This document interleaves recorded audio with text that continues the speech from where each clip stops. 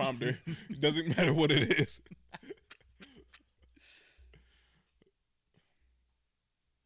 Oh man, go fuck yourself. Yo, remember Paul Rudd's character puts on that cologne? It's like something tiger, and and everybody has to like leave the building because that movie's hilarious. Tiger piss or something.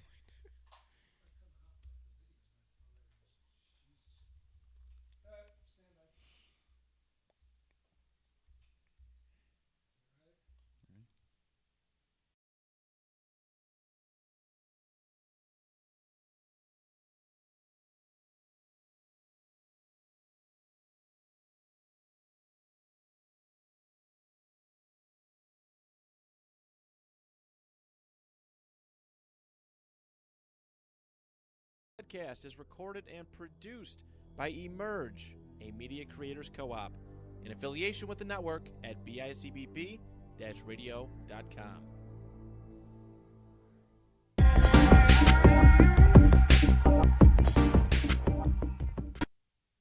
Welcome back to the Big Yak. It's your boy, Nico Salambenny, back at it again, and we're back on a streak of episodes, 3 weeks in a row. We're cooking now. Do we tap to that?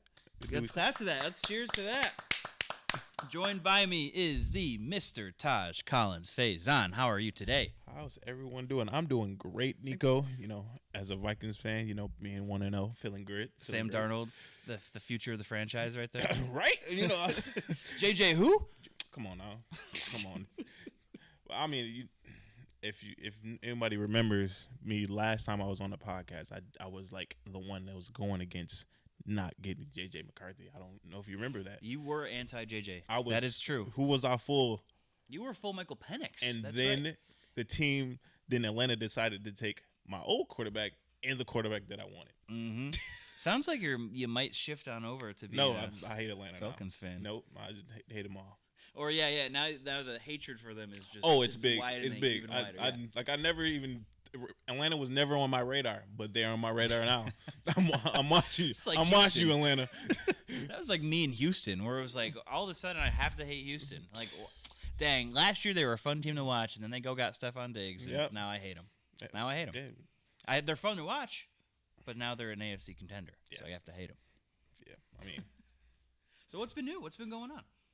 With me, everything's going pretty well. You know, I'm actually in barber school to get my master's barber's license because I want to open a shop soon. I'll clap for that. Thank you. I appreciate that. Yes, you know, let's clap it up for clap for that. achievements. My dog's doing good. You know, I have a dog. He's 1.5 years old. His name's Kang. Like, I'm a big Marvel fan, like Kang the Conqueror. Shout out to Jonathan Majors.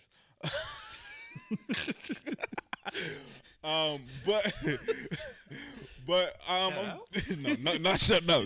Jonathan Majors. I don't know what's going on with you, bro. But everything's going well. I don't have any complaints right now. I'm doing good. Good. Everything else good. Family all good. Family's good. You know, wife is good. Everybody's good. I really don't have any complaints. Taj the family man now. Where'd that come from? Think of that years ago, we were sitting there in the parking lot working together, pushing carts. Yes, exactly. Now you're a family man. Who would have thought? Who would have thunk? Who would have? Come on. How the tables turn? I cannot. How the turntables or how to turn tables. How to turn tables. Yep. Let's talk some football. Okay. Let's talk some football. All right. So, starting into the first. Actually, hold on. Can we just clap the week one that football is back? We're back. I'm so happy for football to be back. I've been crying. All right. I've been crying watching. Listen, we were fed well with college football the first couple of weeks. Yes. We had Florida State get absolutely trounced 2 weeks in a row, which is great to see. Yes, because that, I guess, trumps everybody's belief in them from last year. That's right. You can kiss them goodbye. So you got circus over in Colorado with Dion and all that. So get an offensive line, please. Stop scaring away your players. Oh my gosh, it's bad. It's gotten brutal over there. It's tough to watch. Shout out to Nebraska. I want to root for Dion so bad, but Me too. it makes it every week so hard to root for when you have like these situations like with their offensive line. Like everyone's transferring. You don't have a convincing team. Exactly, and then you have Shedeur Sanders, who is not taking any accountability for his own play and his own mistakes. True, but I would say that. But also, you do have to give him time to throw the ball too. Like I get that. I totally get that. So it's a double-headed sword. There was a clip I saw about him, and he was talking about one of his freshman receivers who there was a miscommunication. Mm-hmm. He went out there, instead of saying like, "Oh, that's on me," like we could have worked on that more. He said, it's a rookie mistake. Yeah, I mean, I don't know. To me, like you don't throw your player, especially when you're trying to as like, a leader. get the Yes, respect. I would Exactly. I would agree. Yeah. I mean, because you usually want to just take it on the chin. I mean, that's what the thing about being a quarterback. You take the losses as you take the responsibility for the losses, but you kind of take the responsibility for the wins. You just like, yeah, we did a good job and everything, but it's usually like I don't know. For me, all the quarterbacks that I've seen growing up, all across the board, college, NFL, like at any level, like it always came back to the quarterback, like one way or another, like losses on me, and then they never pointed anyone out. They never. We always like. I mean, from the get go, we always give quarterbacks the win. Like you being a Super Bowl champion, you're the guy. You know. Right. It's always the quarterback is the guy as far as the responsibility. You get all the glory. You get all the hate. You know, that's what I always say. Sorry, so I say Josh Allen is like he's the hero and the villain when it comes to the team. You know, he's the guy. He's the best player on the team. He's gonna make the wrong read, wrong throw or whatever, or he might make the right throw or might make the right run or whatever. He is the guy. Are high, the lows are low. The low is low. Yeah, just it is what it is. So. And yeah, like that's a perfect kind of explanation for a quarterback. Yeah. When the team's high, that quarterback looks great. When the team's low, even if they're playing their hearts out, I'm looking at Russell Wilson last year. He played great last year. Is anyone going to say he played great? No, because the Broncos sucked. Exactly. That defense literally changed overnight because it was so good the year before that. We could have a whole episode dedicated to the Broncos defense. Another day, another time. Yes, but all right. But football is back. Yes, football the NFL is back after we were fed a couple weeks of college football and all that. Yes. NFL is here. Week 1's in the books. We have so much to look at, so much to talk about. Actually, before I even get into what I had scripted, I can't believe I didn't originally have this on here because we've been talking about it all week. I almost forgot that it was only just a few days ago. Tyreek Hill. Yes. Arrested going into the stadium at 10:30 in the morning right before the game. Now, especially now that we're looking back at it a few days later, all the details came out, and it makes the cops look even worse. Yes, when we're seeing the body cam, and then, I mean, even like the videos we saw live on Twitter, when Adam Schefter he posted and everything, it looked like he was trying to be cooperative and everything, and the guy just came over, snatched him, brought him to the floor, and you're like, what's going on here? Exactly. How did this escalate that far and everything? So then. And then Tyreek talking about in the after game press talking about it and just seeing how like he was like I literally don't even know what's going on. He was still shaken up by it, and that's what what not shaken enough to not score the most. Yeah, we'll talk about that. We'll talk about that. But that's what kind of affected me the most was seeing him still after the fact shaken up, and obviously me as a white man, I can't fully I don't know or have those emotions to be able to fully feel what he is feeling, especially in that moment. Mm-hmm. But you can just tell by the raw emotion that he had after the game, the raw emotion that he had in the NBC Nightly News interview. And then I didn't see that one. But. They sat him down. It was either that Sunday night or the Monday night that they talked about the whole thing. I definitely went. Yeah, one thing he said that just kind of struck with me, it was like, what if I wasn't Tyreek Hill? Like, what if I wasn't a millionaire football player that everybody knows, and he was just a person just driving. Okay, maybe he was speeding. He was going, 60 and a 50 or 60 and a 45? So, I mean, it's like, who hasn't gone 60 and a 45? I'm not going to incriminate myself right now. but yeah, so like with that being said, it's just like, wow, like he's given a good perspective because you just don't know. Even with that thing, it just escalated quickly, and it was just like you literally boom, boom, boom. Exactly, and then like his teammates coming to help. That was like a great thing. But Calais they could have Campbell getting detained too. Yeah, they could have been easily, them for them stepping out the car. Jonnu Smith was involved as well. Yeah, and he almost got detained too. Exactly, you just don't know. Like it's just a very scary thing because you just don't like. I would never say all cops are bad. They're just some bad apples. Some people just maybe abuse their authority, and it's scary because you just don't know how far somebody can take it. You don't even know if somebody's just having a bad day. They might be a great cop and is just having a bad day, and it's just scary to know that things could just switch like that fast. There's no way to tell who's the good one or who's the bad one when you're in that situation. So it's very scary. But luckily, no one was hurt. No one was injured of any sort. Tyreek Hill got to go do his job. Hopefully, gave us the best celebration I think of the year. You know what's funny about that? I was like, because I seen soon after, I think it was like 11:30 after he got detained and everything. He was going to play because I was looking into my fantasy. I was kind of like, I'm scared. Sweating a little bit. Actually, in your I think I have him in your dynasty league, and I was like, bro, and I was like, I need him. I took him out, and then I seen he was playing, and I put him back in, and then I was like, okay, we're good. And then, but I was like talking to one of my clients while I was cutting his hair, and I was like, if he gets in that end zone, I feel like he's gonna do something. Everyone knew that was coming. We didn't know what exactly was coming, but knew something was coming. So for him to kind of like make a little bit light of it and everything, him and Waddle, I was kind of like, okay, it makes me feel a little bit better just because once you see a person that goes through something and they're not making fun of it or they're making it a little bit lighter, it makes it just a little bit easier to talk about it and process it. So I'm just happy that he is able to work it out and everything with himself. So that was great. Now we'll have to watch and see and let due process do its thing, and hopefully officers involved will receive the what they deserve for them in terms of discipline for that. And I hope that Tyreek Hill is able to kind of carry on and move on. I mean, it didn't seem like it affected it too much in the game. Actually, it looked like it fired him up a bit. It might have. It might have. But glad that, like you said, everything kind of ended up well. Yeah.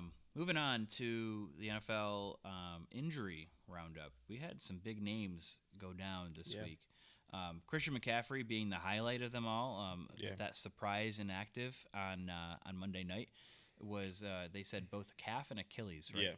Now it's scary when you bring up Achilles, but I think it was Achilles. Was it a sprain that I saw? It was a sprain. So here's the thing about Christian McCaffrey. I mean, we know that he's had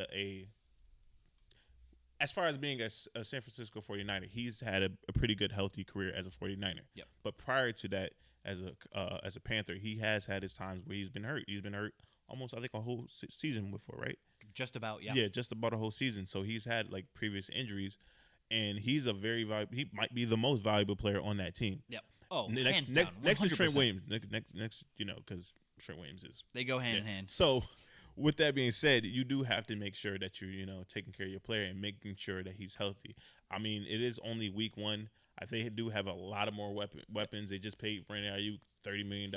They got Deebo Samuels. They got Juszczyk. They got the name. Suddenly, Jordan Mason. Yes, Jordan Mason. Man, how about that? Yeah, so they have plenty of people to, and they have one of the best offensive minds in an NFL. So I'm not going to get mad at him not playing, and he needs to be healthy. So I understand him not being inactive for this next week, and hopefully he's inactive against the Vikings this week too. Give him an extra week of rest, whatever you got to do. But so we got Christian McCaffrey right off the gun. Yes, Jordan Love. That was huge because that happened in the last few seconds of the game. You know what's funny about like a lot of these people that are getting injured? They all kind of affect the Vikings in a way. Yeah, as a Vikings fan, because Jordan Love is obviously in our division, and I mean, I would hate for a player to get injured. I would, I'm not that type of person, but if it helps my team, I can't be like, dang, like this is the worst thing ever. Like, listen, Raheem Mostert, who is another one that was just called out. Yeah, I just seen that. I switched my lineup. Low key, where it's like, you know, like you said, you never wish injury on a player, but sure glad because he rips us apart every time. I mean, A-Chain's still there. Right, but he's a game time decision. Is he? A-Chain is a game time decision. He's gonna play. He's gonna play. He probably has to. I mean, at this point, like, I don't even know who the other running back is. It probably was another San Fran. Jeff Wilson. Yep. See, did I not say probably another old San Fran running back? Mm-hmm.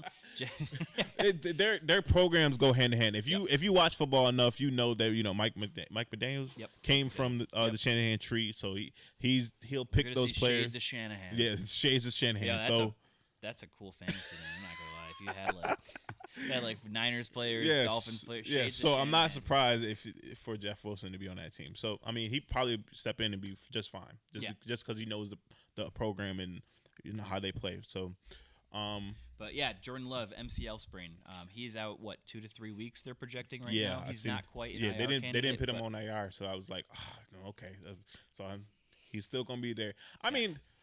Give that boy Malik Willis another chance. I mean, as he can sling it. Yeah, I do like Malik Willis as the highest paid player in the NFL. Well, last week for like 3 days. Yeah, one of the highest paid players in the NFL. You better get your butt. Can I cuss on here? Yeah, get your ass in the field. Get your ass on the field.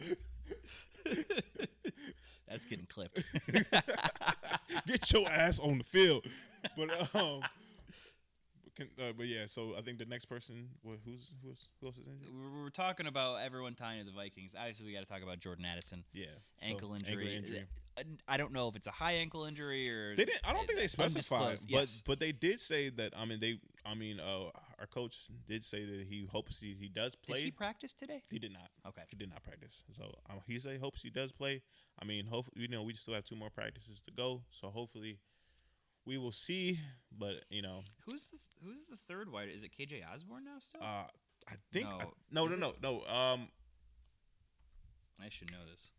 I should know this. You should know this. Yo, it's like right off the tip of my tongue. I literally was just looking up our lineup like 2 days ago. Because you don't got Hawk right now. No, we don't have. You got old man Aaron Jones. There's gonna be a lot of Aaron Jones. I feel like today. It was a lot of Aaron Jones last week. So yeah. But Jalen Naylor. Yes. Jalen Naylor. Yep. Jalen Naylor. But I don't know. I as long as we have Jettas, I feel comfortable. So I mean, and plus, true. I mean, that's you have the best receiver in the league too. One of but anyways, I think we'll be fine. I mean, I don't know. I mean, we played San Fran last year, and it was like I don't know if you remember that game. Wasn't it close in the first half? We won that game. That was a win? Yes, we won that game. That was like the game where Jordan Addison that caught the ball and he like ripped it from the CD. Yeah. And then it was the primetime game. I remember that. It was a Monday. Yes. I think it was a Monday night game. I remember I watched that game at Bar Bill. Yeah, shout out to Bar Bill. Shout out Bar Bill. Hopefully we get a sponsor. That's right. That's right. I like wings. Hey, Barbell, give us a call. We like wings. We can get a banner hung up. We can get a banner hung up on the table. We can get something. We'll figure it out. Yeah, we will figure it out. All right. I'll email you the details. David Njoku, high ankle sprain. Yeah.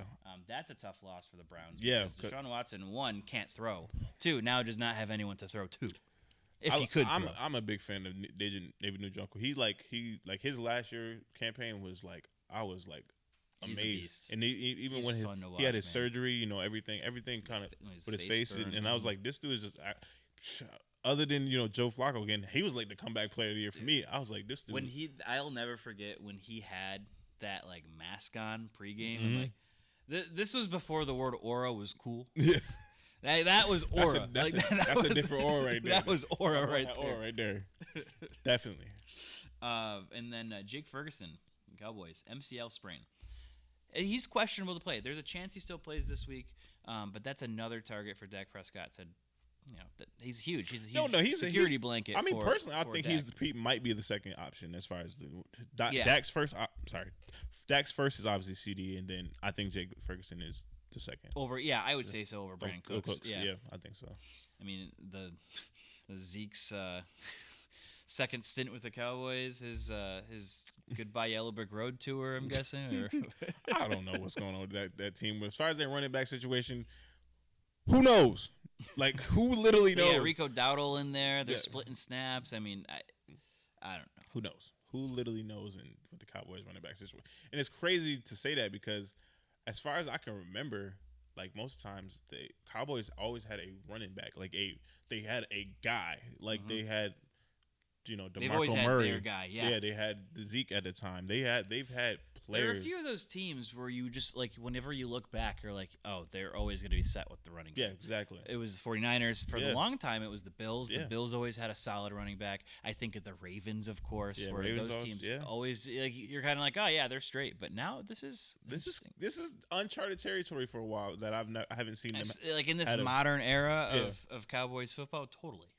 1,000%. Which also scares me because obviously we've talked about the running back situations and they're being paid and everything. So like a lot of teams are making the effort to have the running back by committee, and it's kind of like we need a generational running back to just come back out. Like everyone thought it was going to be Bijan Robinson, and for all credit to Bijan Robinson, he looks like he's going to be a fantastic player. Yeah, but like something like an absolute you game can't changer. Stop this person. Like this person is like Derrick Henry in his third year. Yep.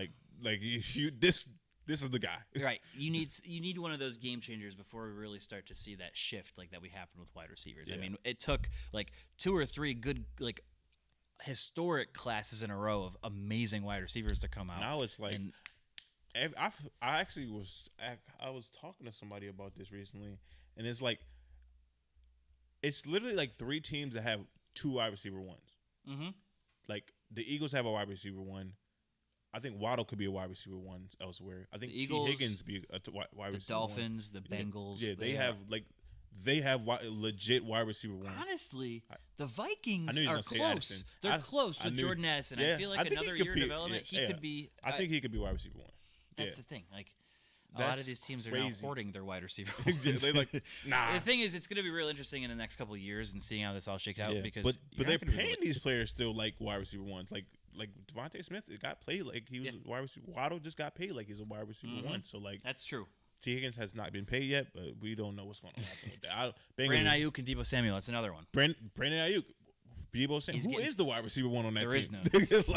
There's 1A and 1B. Exactly. So it's crazy to say that. And I mean, I guess that money that they're getting paid, they don't have to waste on a running back other than, I guess, the Eagles are paying Saquon and McCaffrey's getting paid. But moving on, this one's going to hurt, especially as we look into Thursday Night Football. Taron Johnson, I did see he that. is declared out against Miami Speedsters. You know what? Actually, I was looking at Pro Football Focus, and I think they had him like rated pretty high as far as cornerbacks. Taron Johnson? Yeah.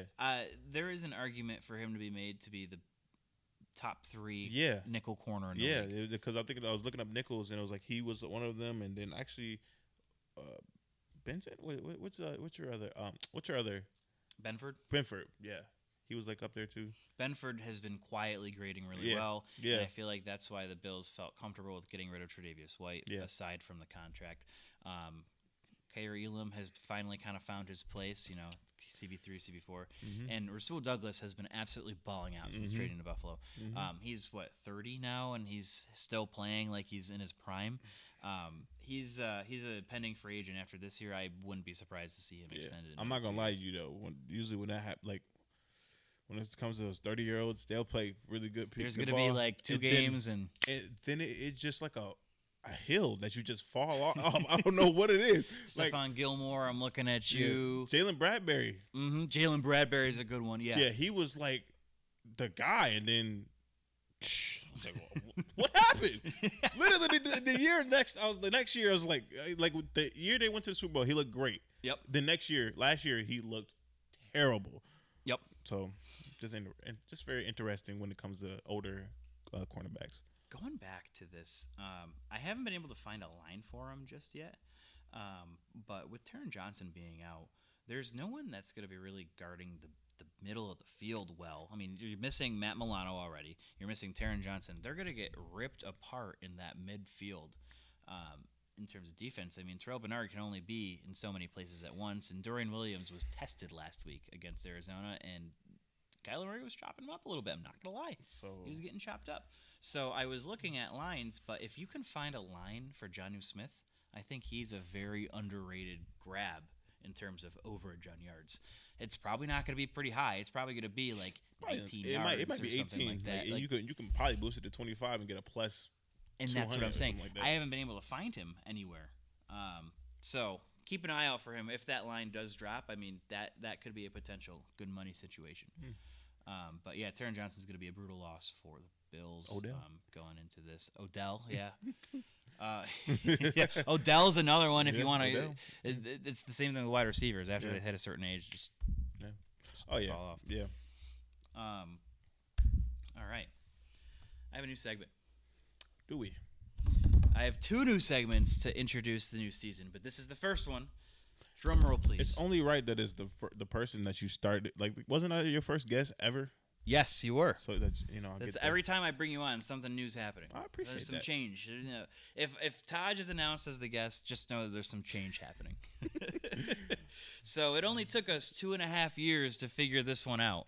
I want to give a shout out to Sean after he texted me this last week during the Chiefs and Ravens game.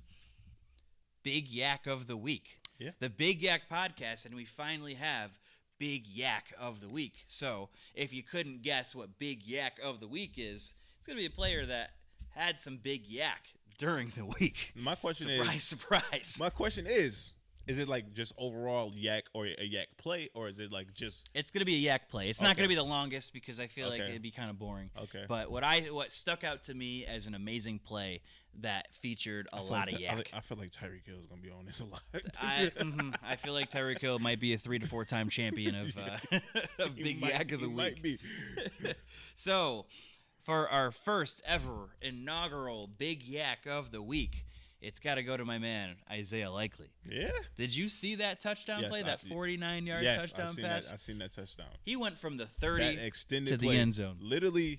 That was like a 7-yard. It was like a 7-yard slant route or a. It was going down. It just kept going down the line, and then until he went back up, and then I was like, oh, okay. And then that nasty cross. Yeah. That hurt. But honestly, that man is not a tight end, bro. I mean, he is because he's a wide end. Yes, but I don't know if you've seen his lead blocking for Lamar too. Did you see his bro?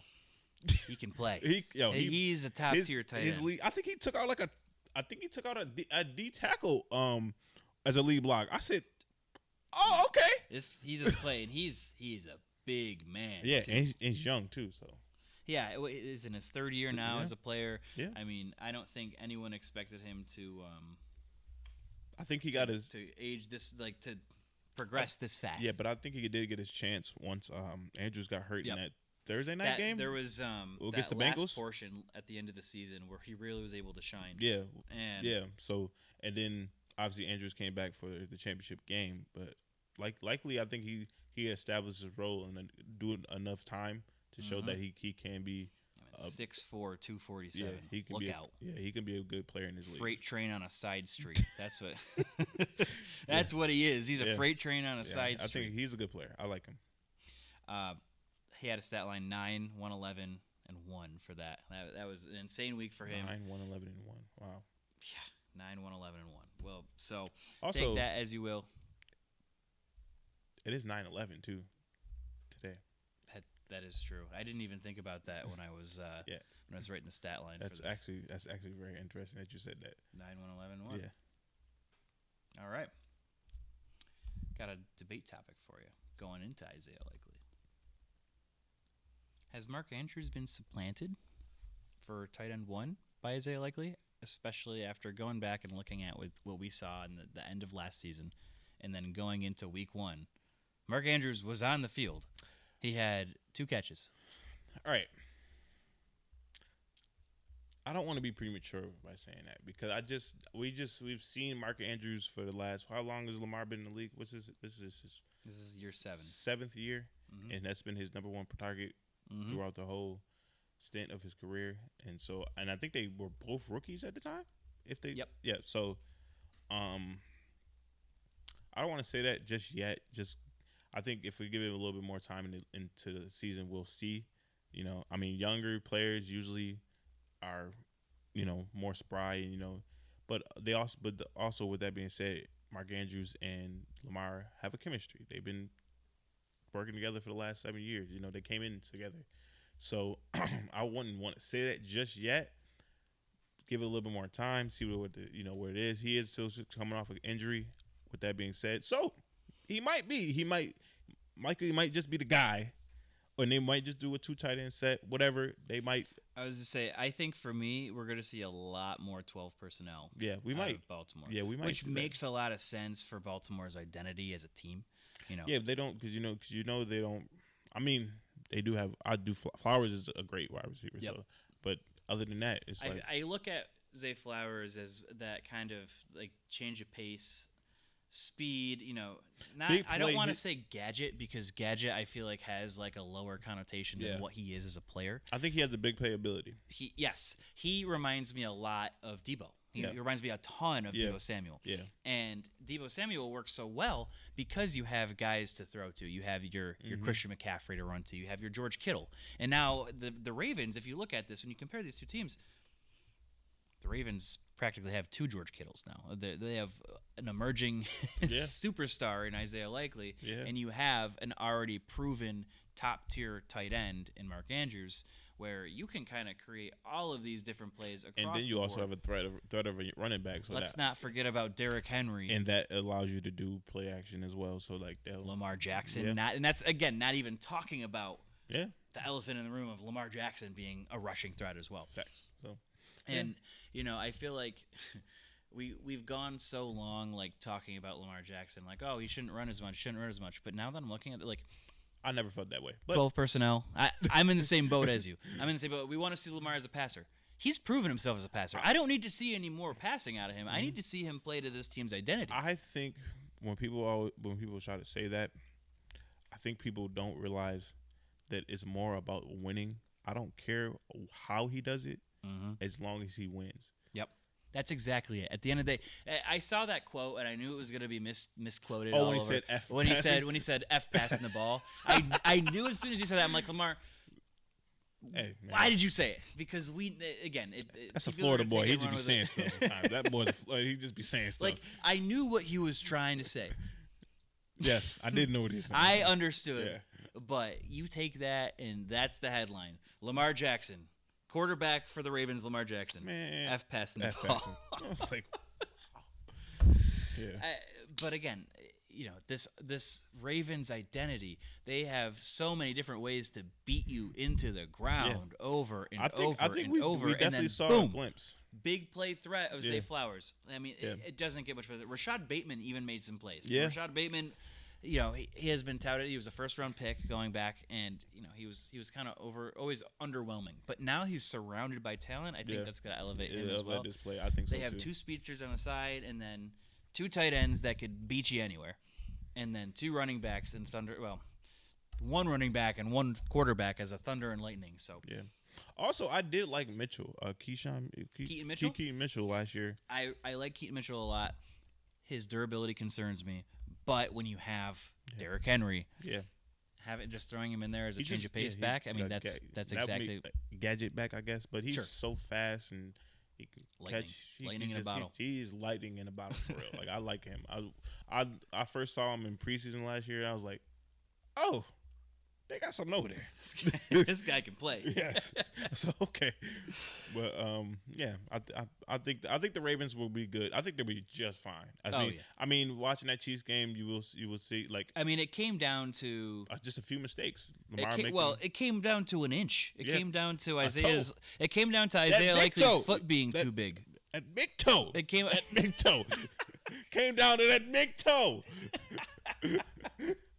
Man, we're getting a bunch of clips today. That's what I'm here for, man. That's what I'm here for.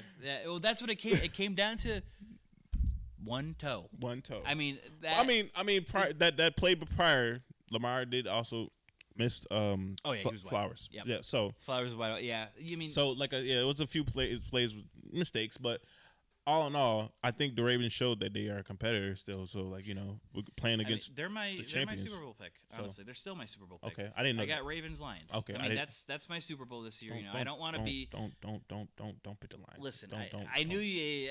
I understand. I understand your point of view, but. All things considered, one, I don't think it's going to be the 49ers again this year. I think the Lions. I'd rather it be the Rams. I don't care. The Rams? Bro, I just don't want Dan Campbell's smug face to be on my TV during the Super Bowl. It must suck to have to hate him, right?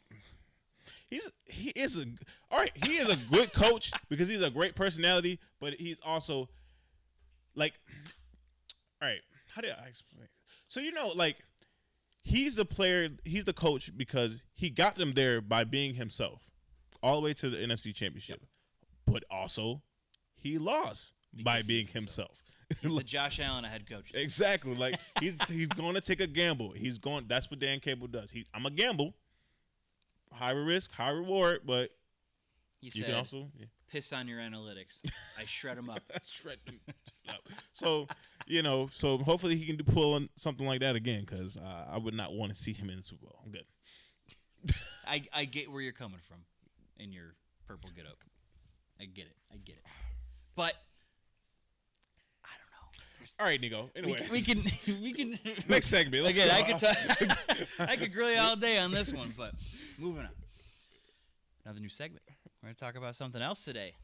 So this one is a pretty cool segment. I don't necessarily have a name yet. It might just kind of come naturally over the next couple weeks. But my dad, shout out Jeremy. My dad actually suggested this segment for me, and I liked it a lot after him and I talked about it. So shout out to him for listening to the show and consistently watching, being my number one hype man, number one supporter on it. And your twin. And yep, that's twin. That's twin. That's twin for real. So outside of all of this, outside of work, something that I'm kind of enthusiastic about, something that I enjoy is I hate to say it like this, like he's not an alcoholic. I like to drink, but he's not an alcoholic. I like different types of wine. I like discovering wine and bourbon, spirits, things like that. I love learning about them, their stories. So a lot of that, that's kind of something that really grew on me over time, and might even be a future career path. I have no idea. But it's definitely something that I'm very interested in, something that I spend a lot of time researching and looking into. So what is a way for me to kind of merge my hobbies together other than to raise a toast for a player of the week? So, that was beautiful. This first bottle for the first player, this is Breckenridge Bourbon. This is a private reserve blend. Shout out Amherst Street Wine and Liquor, my former employer. They were great. It was a fun place to work, and they have a great selection. Not an ad, by the way. That was just me purely shouting them out. But this is a bourbon that is aged in the Rockies, so on elevation, using Rocky Mountain water melt as well. So the water, they dilute it with ice melt from the Rocky Mountains. Okay. So it's aged up in the sky. A lot of time in the sky. You know who else was in the sky this past week? You know who else spent some time high up on the mountains? We talked about him already, a player that has the highs of the highs. And the lows of the lows. The lows and the lows, but this time we're talking about the high. This week was a high of the high. Riding a high. Literally hurdled 3-time All-Pro Buda Baker. As far as high, he actually might be in the sky right now. He is actually, he's actually a mile high right now. Joshua Patrick Allen is our first Raise a Toast player. Got to get the glasses out. Getting a glass. So as I pour it out, I'm going to talk about his stats. Joshua Patrick Allen was 18 for 23, 232 yards passing, 2 TDs. Also had 9 carries, 39 yards on the ground, and another 2 TDs. 4 total touchdowns. And he goes in this week against Miami, who he has owned over the last 6 years. So, let's raise a toast. Celebrate Mr. Josh Allen. Celebration.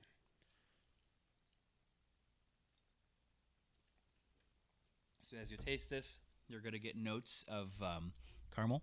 You'll get a little bit of allspice, like baking spice, and then you'll get a little bit of oak. It's going to have a real smooth finish as it goes down. As you kind of taste it, you'll start to notice. I taste the caramel. It's heavy on the caramel, and what's interesting about this is the elevation adds a little bit of a subtle smoke to it. I was just about to say that. I was like, that end was like, oh, this is smoky a little bit. When you're that high, and when you have, I think back. I think this one was actually distilled during the time when there was a lot of fires. Okay. Like that 2021, that time. So it was aged over time, and as that happens, the smoke that happened across the board is going to travel with the wind. When you're that high, you're going to catch it. And I feel like I had a cigar a little bit.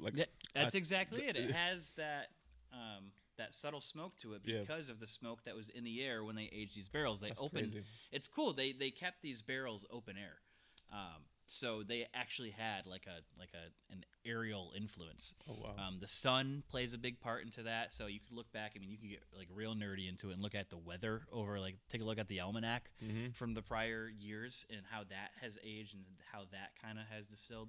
There are other bourbons we'll probably try later in the future on the show that are Solera aged, that are like aged and they purposely have like bits of sunlight like poked holes into the barrels that help them age, and that adds a different flavor to them. But for this one, the sunlight, the elevation all played a part into its subtle smokiness. Yeah. So that is the first week of the new segment. We got a pair of new segments this week. So toast to that. Oh, I drink all of it. I'm not alcoholic. You liked it that good? I promise. I'm not an alcoholic. Go. That being said, but I'm willing to learn. Willing to learn. That's right. Shout out Moranto from left field. I am not an alcoholic. Moranto, I haven't even panned the camera over to you. What's been going on? I don't have a camera. I forgot to turn on the camera today, but busy. Busy. Producing podcasts, making you new sets. That's right. We haven't even talked about that. Let's get the wide shot up real quick. I'm not gonna lie. This might be the hardest. This is the hardest working man in Niagara Falls. I agree. I'm the worst retired person in the He literally never retired. He doesn't retire. Retire, never heard of her. Never heard of it. I'm having too much fun. As a matter of fact, he might work more than he worked when he was actually had a career. I don't know about that. But I'm definitely enjoying what I'm doing. The bags under your eyes tell differently. I don't know. I'm enjoying myself. And if I don't want to do something, I don't have to. Yeah, that's true. You're on your own time. I do. That's got to feel good. I do appreciate it. I try to make sure I say it. I appreciate everybody. Nico, you were one of the first ones in the door at the first building, and you stayed with me through. And so I'm super appreciative that anybody appreciate you to trust me to help them do this stuff. And I'm lucky that we're growing. I just had two more production things today. We're up to about 13 full-time podcasts. That's right awesome. That's awesome. I couldn't tell you another studio in this area that has that kind of volume in terms of podcasts and just a place like a hub for producers. I think that's why things are going well, because I think we are a network. Mm-hmm. And I think like if you were trying to, the same story comes up all the time. The guy that's picked up a new podcast, the Great Negotiator, he just started last week, and he did one so far with me. He was doing a podcast in his house, in his basement, essentially, and sometimes in the kitchen. And then he was just like, "This isn't going to work. Like, I got to move everything around, and it still sounds like I'm in a kitchen." And he goes, "I didn't have the right kind of cameras." And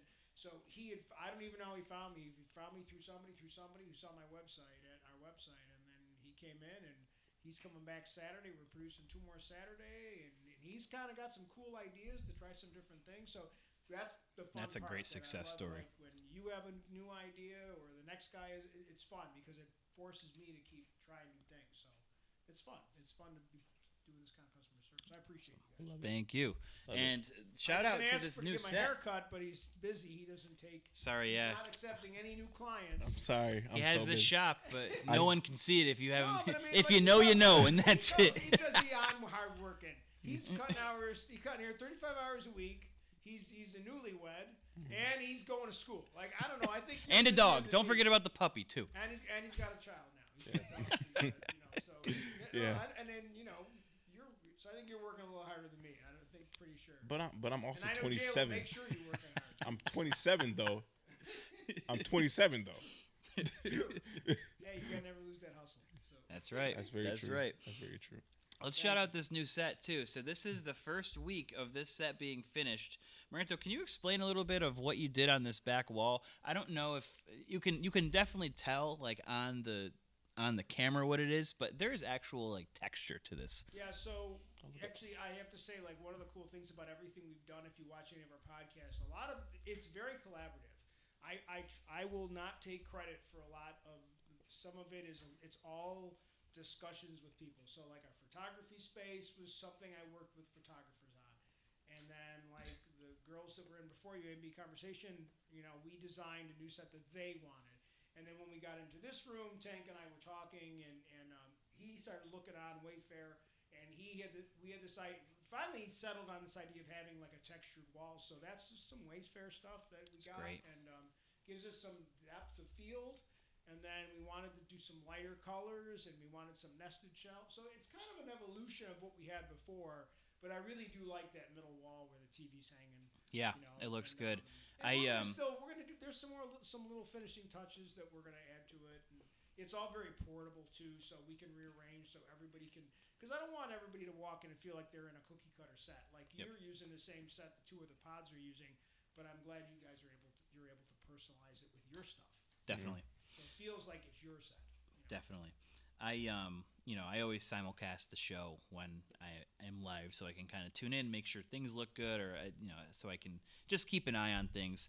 And I will say, Taj's your angle is perfect with that depth and everything there. It looks fantastic. Are you saying that I look good? I see this, and this looks like we look like an official set. Like this looks, and that's what it is. It's an official set. Yeah. We look Hollywood. Yeah, and I think we've got something going here that, and I say we because it's not just me. Like I can't do this by myself. So the fact that everybody's here and contributing, where it's my son designing the lobby, and like just kind of because that obviously that first impression when you walk in, like, sets the tone. I could have never designed that lobby. Like that would have looked like the TV studio again, like in part 2. Like so having other people come in with ideas and like, hey, let's try this and let's try that. That's the collaborative part. That's why it's a co-op, and that's fun. Like it really is fun, and it was kind of getting funny in August because like August it was like everybody's kind of like when is football going to start? So it's great that football's back for me because now all the pods are back. Like I think you have like 4 shows that center around football. We have 4 different football ones, and it's and now it's back. Like everybody's back. So like summer's over, so we're back to work now. It's like back to school, back to work, the whole thing. Back to the grind. Last note about the set. Dear football, I've missed you so much. Like we kicked off the show with. So I've been ridiculed weeks after weeks after every single guest, every single person watching the show about my jersey. I finally have a decent jersey back there. Sorry, Patrick Mahomes. I got enough ridicule about Patrick Mahomes. We have a Josh Allen jersey, and it only made sense because I toasted to him. Yes. So there it is. For all you haters out there with my jerseys. There we go. There's a I'm sorry. Do you know who his favorite player was? Was it Brett Favre? No, it was Tom Brady. He had a Tom Brady jersey. I thought he was a Brett Favre fan. He had a Tom Brady jersey on his Instagram. Fun fact. I did see that. But I thought he said that Brett Favre was his favorite player. He might have. I thought he said that. It would make sense. It would make a ton of sense. Because the style of play, right? Oh, yeah. Yeah. And that was my favorite quarterback. Mm-hmm. Because your style of play. No, it's just because the fact that you're a Vikings I fan. became a Vikings fan following Brett Favre. I remember we talked about this before. Because I used to be a Packers fan, a fan of him and Packers fan. Then he decided to go to the Jets, and nobody wants to be a Everyone's Jets fan. like, what the hell? Nobody wants. Like, I don't even think people watched Brett Favre. I recently bought a Brett Favre jersey. That's crazy. Jets bought the Brett Favre Jets jersey. Who did that? A guy knew, like a guy he wore it. He's like, And then he wore it a couple more times, and I'm like, listen, you just have to accept that. He's not a good person. and just put that in a closet and wear that on Halloween. That's the only time you should ever. I don't think anybody watched that year except me, just because I was like, I gotta watch my guy, and then he retired again, and then he decided to come to the Vikings, and I was like, okay, I'm just a Vikings fan until he retired, and I was like, okay. I gotta give a shout out to our sponsor real quick, talking about Underdog, our favorite place to play fantasy games. Underdog. Still super proud, super happy to be sponsoring with them. We're going on almost 2 years of sponsorship with them, and they've been an excellent partner with me and really took care of me, so it only makes sense to take care of them in terms of advertisements and talking about what we do. They would have taken care of the underdog. That's right. They check out and they take care of the underdogs. That's right. Got to check out their pick'em game. It's so easy to play. Just pick 2 to 5 stats of your favorite players and choose whether they'll go higher or lower. You can 20 times your money by going 5 for 5, and now you can go up to 100 times your money by going 10 for 10. They expanded the amount of picks. Wow. So that's a huge game, too. You can go all the way up to 10. If that sounds like fun, download their app and sign up today using my code BIGYAC. That's BIGYAC to get your first deposit of up to $1,000 matched. Cannot wait to see your entries. That being said, I do have an Underdog Take 5 this week, and it's all centered around Thursday Night Football. Without further ado, leading off with Greg Rousseau, higher than 0.5 sacks. Greg Rousseau's coming off of a 3-sack game, coming against the Arizona Cardinals. Had a strip sack in that game, was named AFC Defensive Player of the Week. I think this is the year of Greg Rousseau. This is going to be that year where he kind of puts it all together, and I think he'll be an impact player, and it's going to be tough because he's going to want a lot of money, and I don't know if the Bills are going to pay him, but I'm going to ride the I remember when he was drafted. Mm-hmm. I still remember. It's 3 years ago. He was first-round pick, right? Mm-hmm. Yeah, it was the Bills' first rounder in 2021. I think, he was like high first-round At that point in time, he had only played about a year worth of defensive end. Mm-hmm. That he was a converted defensive end in college. We played for my favorite football. Miami. College 20 team. sacks. Yeah. He had a 20-sack season in Miami. And so it all makes sense. Now it's finally starting to come together. He has the size. He has the intangibles. And so this 1 sack is going to be a no-brainer. Yeah. Tua Tagovailoa, higher, 33.5 passing attempts. With the news of Raheem Mostert being out, Devon Achane being a game-time decision, I think we're going to be slinging the ball a lot, especially with Taron Johnson being out too. I think this just spells a recipe for a 35 to 40 attempts game for Tua. Mm-hmm. Moving on to James Cook, higher than 61.5 rushing yards. On the opposite end of the side, I think that the Bills are going to want to set the tone early. They're going to want to control the pace of the game. Makes sense. If you look at the first half, the first half of the Arizona game, I know Sean McDermott was fuming because they only had 3 minutes of possession. At one point in time, the Bills had 3 minutes of time possession. Wow. Arizona had 19. And Sean McDermott is a big component. He's a big believer in time of possession and how it controls the game. If you control the game, you control the narrative. Exactly. Mm-hmm. Exactly. So I think they're going to try to set the tone early with James Cook, and I could totally see him going for at least 70 to 80 rushing yards. Okay. Moving on, kind of on a similar note, Josh Allen, higher than 12.5 yards being his longest rush. Every time that Josh Allen faces the Dolphins, he's a superstar. He's already a superstar, but he turns it up to another level. I think we're going to see a good rip of Josh Allen. I think we're going to see a couple times where the entire play breaks down. He gets flushed out of the pocket and goes for 15 yards. I can see that happening pretty early on. I mean, he's done design runs too, especially under your new coordinator. So. Yes, and exactly. And so he's going to get at least 3 to 4 design runs this game. Yeah.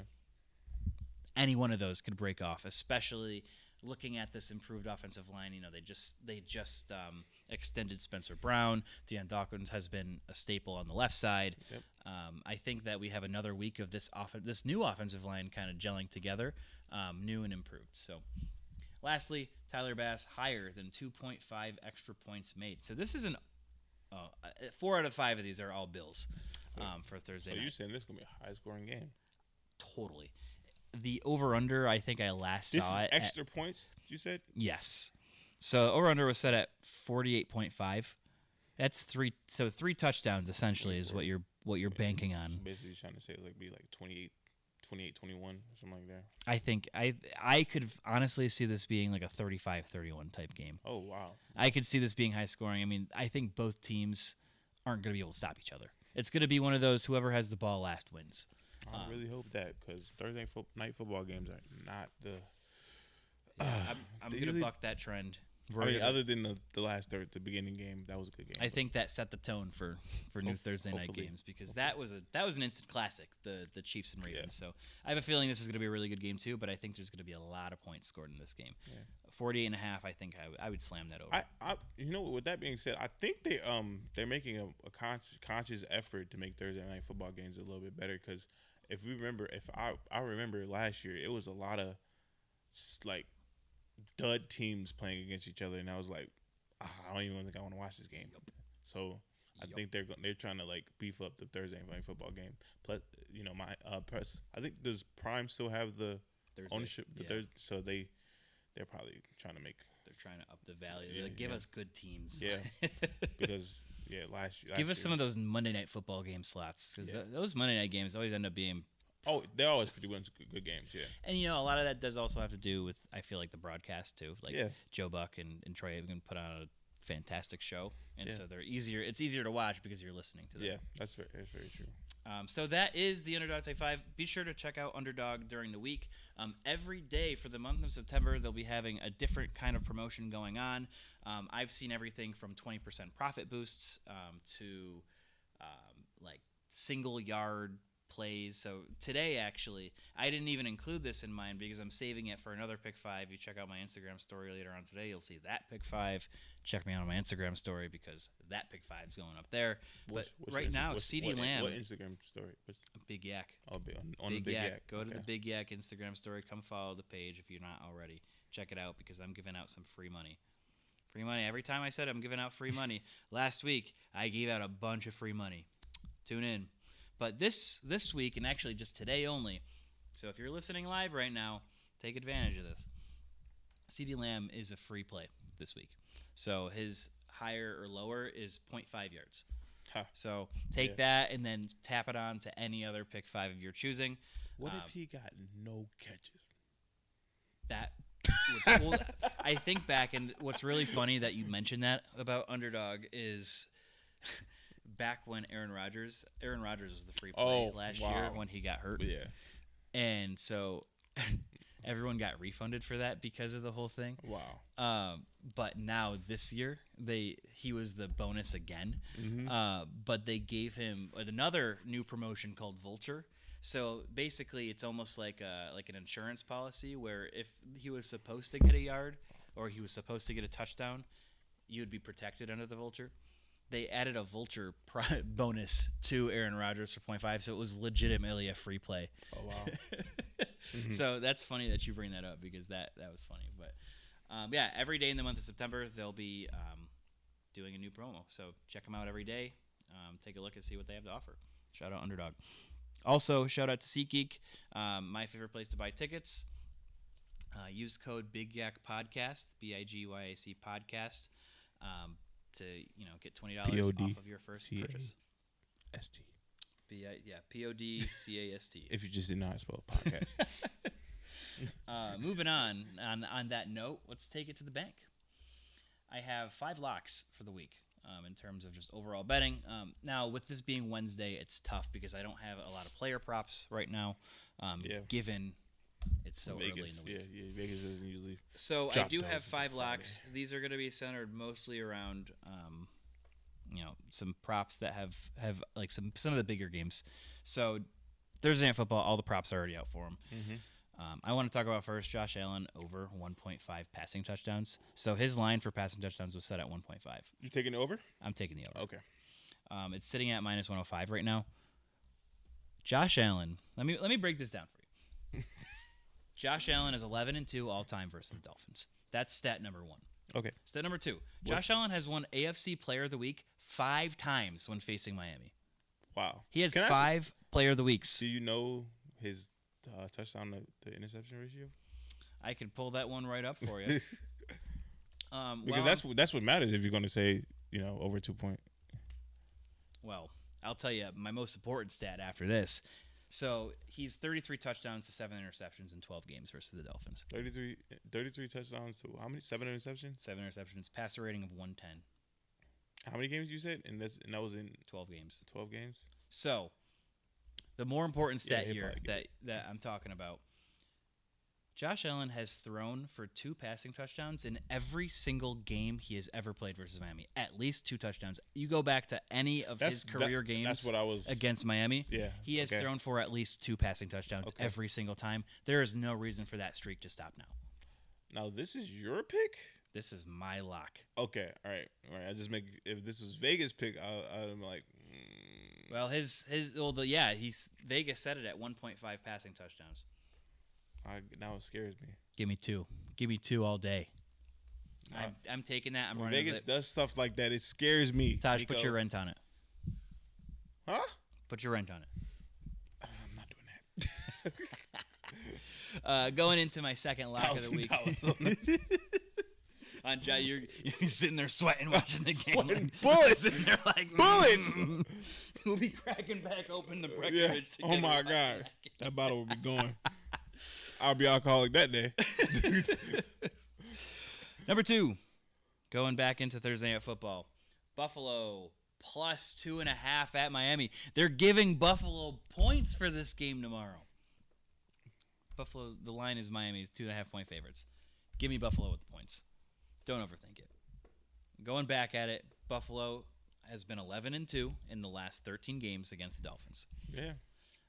Their only loss since 2018 was in 2022 in September in Miami. That was that heat game. People were passing out. They lost 19-21. That's 2 points. Yeah.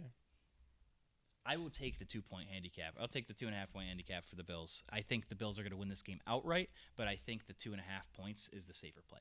Okay. Smarter play. Moving on to number 3, Dallas versus New Orleans. Dallas is 6.5-point favorites. I'm taking Dallas. I'm taking Dallas with the points.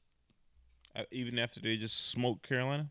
Mm-hmm. That's how you feel? Okay. Mm-hmm. I think Carolina is just a horrible football team. I mean, this year. actually, so me and my family have a bet. Every male in my family has a team that they think is going to be the worst in the NFL, and I actually went with Carolina. So I'm not surprised. Yep. Yeah, I think Carolina is going to have the number 1 overall pick next year. Yeah, they look horrible. That offensive line is so bad. So I want to give you some stats to back up this Dallas minus 6.5 point. Dallas last year, undefeated at home. They were 8-0 in 2023 at home. And they were also, what's more important for this is they were 6-3 against the spread at home last year. Saints, now I'm going to pair this with the Saints being 2-5-1 against the spread away in 2023. So they did not do well against the spread, and Dallas did really well against the spread. I'm taking a look at these teams. Dallas is the better team. Dallas is a Super Bowl contender. Yeah. I could see them going all the way. You know, if I wasn't picking the Lions, I'd probably pick the Cowboys. They did lose a plethora of people, too. But they still look good. They look like they haven't missed a step, and that's a good Browns team. Deshaun Watson doesn't know how to throw a football anymore, but that Browns defense? I would love to talk about him for just a little bit. Can we? Let's go ahead. All right, so I have the biggest issue with Deshaun Watson, and it's not what you think. I think I have the problem of being not liking him just because of the simple fact that he's ruining the guaranteed money for every other player, fully guaranteed money for any other player that would ever. He's now become like a cautionary tale. Like he's literally going to be like the person like we would never give you this money because this person and how he's even carried the season as far carried last year, not playing when he's been cleared, just because he's already fully guaranteed this money, so he's playing like a person that doesn't care, and so in turn, I don't know if I'm not saying these players are purposely not blocking for him, but it just seems like they just don't care about this player at all. Conspiracy going on in Cleveland. They might did he have any time to throw the ball? You know, I actually read something about that not too long ago where it was like some franchises are just loser franchises. Like Sorry, Jules. Shout out, Jules. Like, I'm sorry to be dogging on your team right now, but there are the Cleveland Browns are one of those they call them like stuck in the loser mindset where from the top down there's always okay, they had that big rush with Baker Mayfield, but it was almost it was almost too much. Like there was too much excitement because all the fans, all the people are used to all of that negativity from the organization. There wasn't a turnaround in the organization. There was just all this winning all of a sudden. So all this pessimism. And then the second Baker did bad, everyone's like, oh, it's the same old Browns. And then they drove Baker out, and now Baker's having career years over in Tampa Bay. Yeah. So it's become this whole conspiracy almost, and now I feel like you're buying into it too, where the players aren't even involved in the sense that, this is not that same mentality. Like, it's almost like a toxic locker room. Now, obviously, we have no idea what's going on in that locker room. Honestly, but you never know, but they could be thick as thieves all together. Or because I feel like, with that being said, because they made the playoffs last year, right? But Joe Flacco looked great, and it was like everybody, the morale seemed like it was up and everything. The defense looked great. I mean, Miles Garrett put on a great performance as far as winning the defensive MVP, and then once this quarterback has gotten back into the picture. I mean, their defense still look good, but at the same time, it's like this offense doesn't look like they're clicking. And if your leader seems like they don't care, because a quarterback is a leader. Top down. Mm-hmm. If he doesn't look like he cares and he doesn't look like he wants to be there, he doesn't. He got his money. I'm good. Because he got fully guaranteed money. Yeah. It's just it's almost like they got him by a hostage. It's a hostage situation. I got you by the balls. I got you by the balls. What are you gonna do? Right.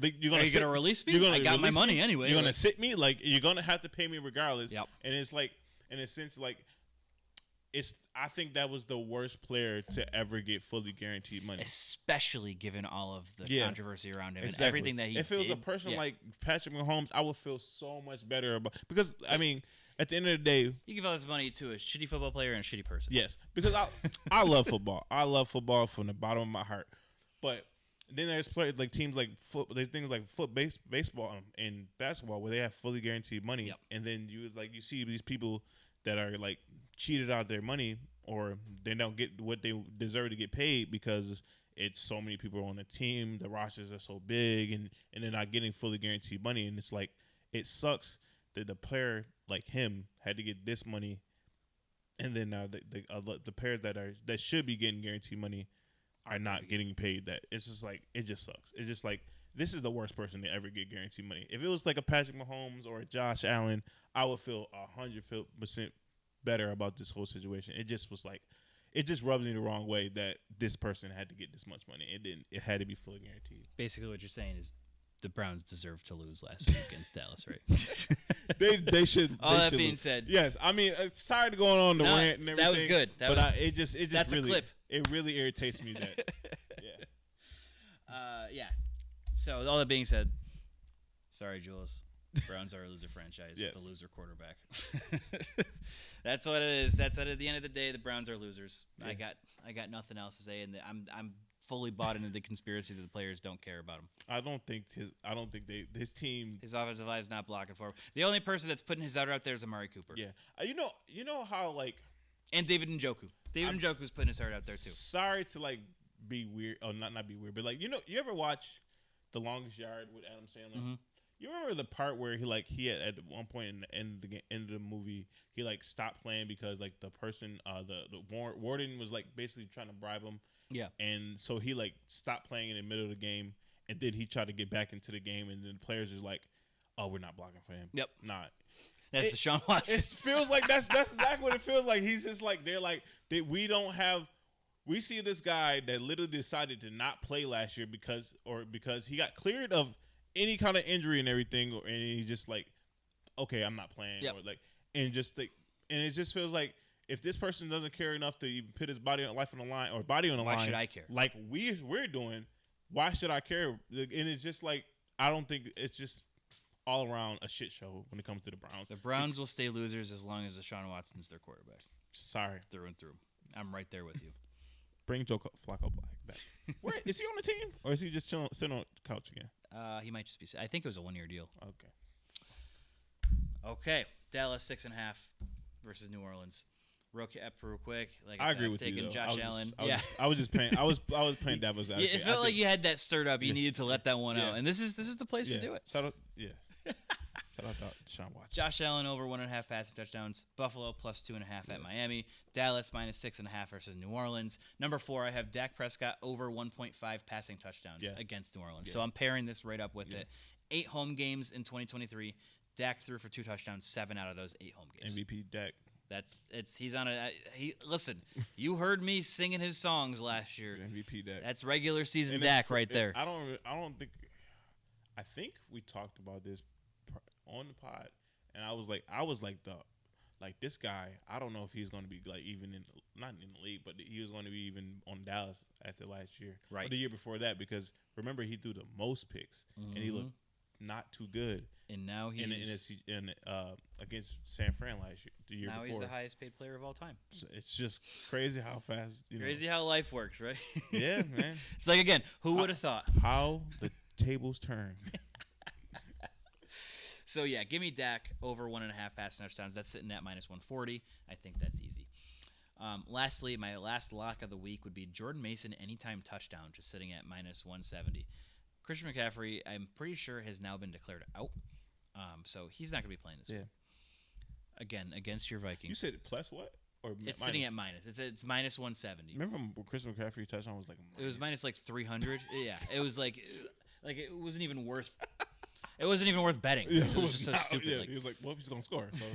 So. But Jordan Mason starting in the absence of CMC, coming off of that. Minus 170 is kind of crazy. So they just like assuming he's going to score on us. Oh, I mean, look at 28, 147, and 1 against the Jets defense. Jets defense is pretty good.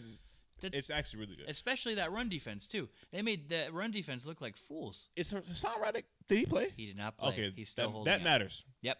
Oh, totally. That 1,000%. Yes.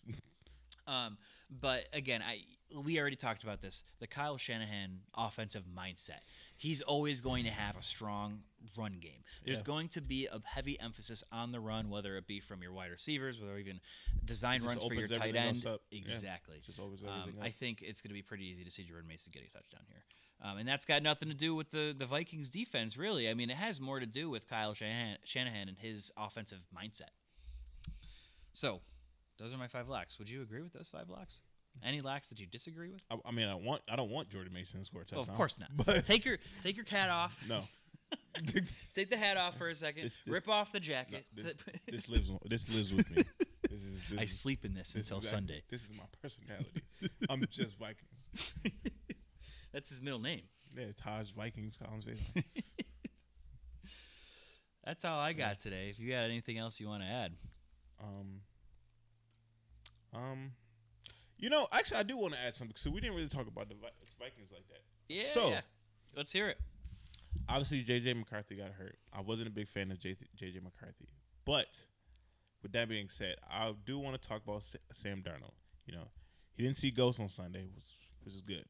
I'm happy. Balling out. He was balling out, and so I think.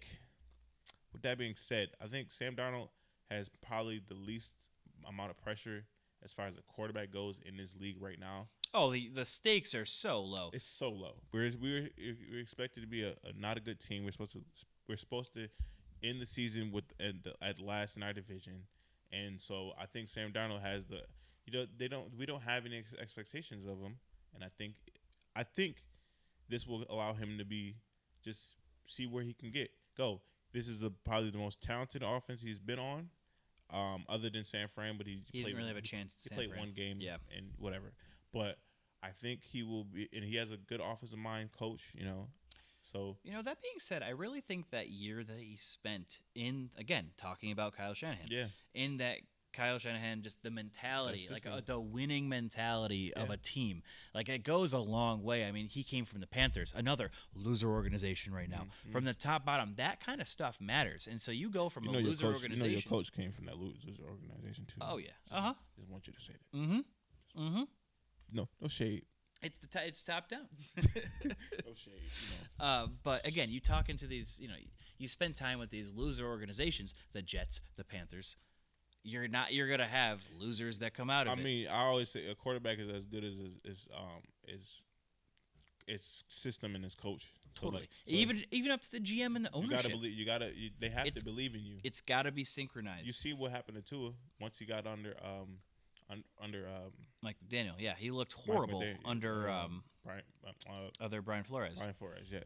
So, but yeah, so he spent time under a winning organization. He saw a Super Bowl, didn't win it, but that's fine. I mean, he didn't have to play in it. He saw a Super Bowl. He saw what it took as a player to be there, what it meant to win, and what it took to win. Yeah. Now he can kind of bring that anywhere and have this like second career revival. Yeah. So, I think he has found a nice little home to boost up his career. I'm not gonna say he's gonna be our start. Like the guy. It's gonna be JJ once JJ's healthy. But I mean, he's out for the whole season, right?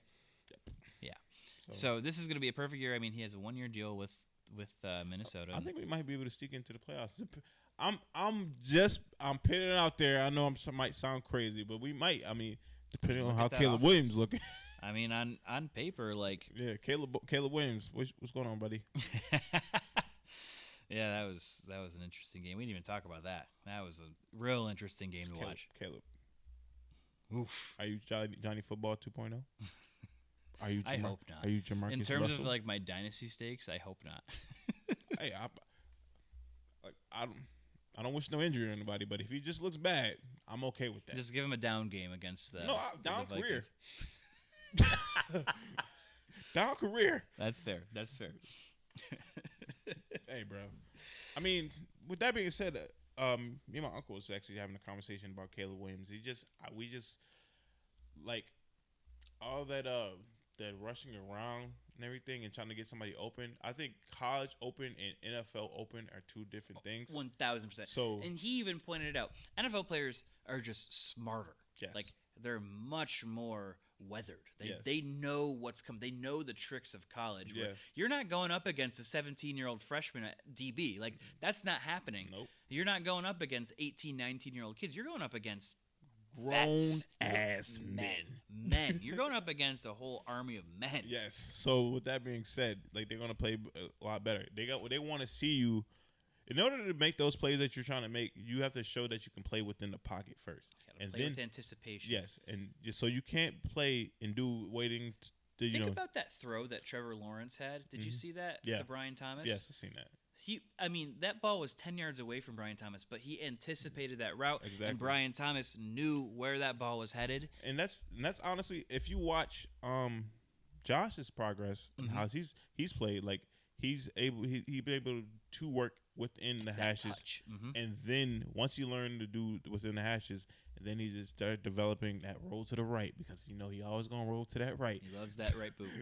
Loves that right boot. So you have to develop that first in today's league, and then that can translate to his natural game of playing a little bit more backyard football. Even Mahomes, Yep. So I think hopefully he'll be okay in this league, and he'll learn to develop within the hashes and make those plays and play with anticipation and lead your players to the right direction and everything. But this past game did not show that. So, but he's also a rookie. It's his first game. He might got excited. You never know. So. It was the worst showing for a rookie debut since Andy Dalton, 2011, statistically. Fun fact. And Andy Dalton played 10 years. And look at that. So. Andy Dalton did fine. Yeah, exactly. 10 years in the league. So I'm not too worried. I mean, you take a look at guys like Peyton Manning's first start. Peyton Manning's first season was terrible. Brutal. Look, Brett Favre, all these guys. I mean, and they also both of them. Josh Allen, even if we're talking about him, Josh Allen had a horrible rookie year. But he's the only one out of these people you named that don't have an MVP. That's all right. I think it's time for me to get up out of here. On that note, that is all I got for you today. Maybe I'll have you on next time. I have you on will be later in the season. He'll be in the MVPs. He'll be in the MVP conversation. He's always in the MVP conversation. Will he get one? We'll see. Tune in next time. You say it like he's not always in the MVP conversation. He's always is. If he would have thrown 5 less picks, he probably wouldn't have won MVP last year. That's true. So that is true. I'll leave it there.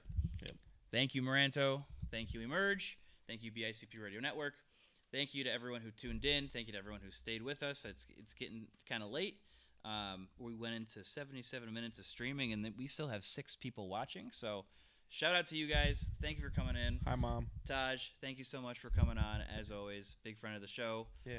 Really appreciate you I think having this us. is like my 5th time coming. I'll keep. We'll leave lost count. I'll keep coming by. I love coming on this show. Appreciate you. That's all I got for you guys for today. We'll see you guys next week.